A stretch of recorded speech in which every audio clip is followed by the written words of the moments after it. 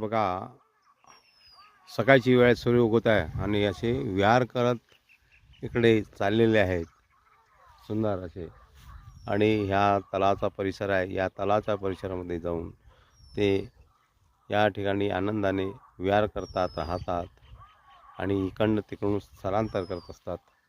तशा प्रकारे या पक्ष्यांचा थवा या भागीमारी तालुका पारसुनी जिल्हा नागपूर इथल्या या सुंदर अशा रमणीय वातावरणात बघा. आता पुन्हा दुसरा थवा येऊन राहिलेला पक्ष्यांचा, तो एक गेलेला. आकाशाकडे लक्ष द्या, सूर्य उगवत आहे. हा बघा जवळ येऊन राहिलेला आता. हा हे बघा, हा हा पक्ष्यांचा थवा आलेला आहे. हा चालला इकडे आता. अशा प्रकारे ते कशा गिरट्या घालतात आणि तलावाच्या काठावर पाण्यावरती जवळून आनंदाने इकडे तिकडे विहार करतात. हा पाठीमागून पुन्हा पक्ष्यांचा थवा आलेला आहे.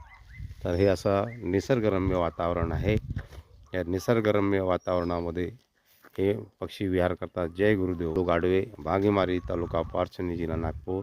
हा छोटासा आनंद आपण असा घेत राहिला पाहिजे. अशा आनंदात आपण तर आपलं आयुष्यमान वाढतं, आरोग्य ठीक राहतं. म्हणून सकाळच्या वेळेस आल्यानंतर हे धुके पडलेले आहे पाण्यामध्ये.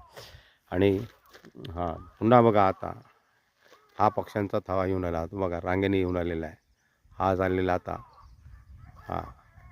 आकाशामध्ये असे तेव्हा यांनी रांग तयार केलेली आहे. आता ह्या तलाच्या काठावर पुन्हा जातील ते. जय गुरुदेव, जय गुरुदेव.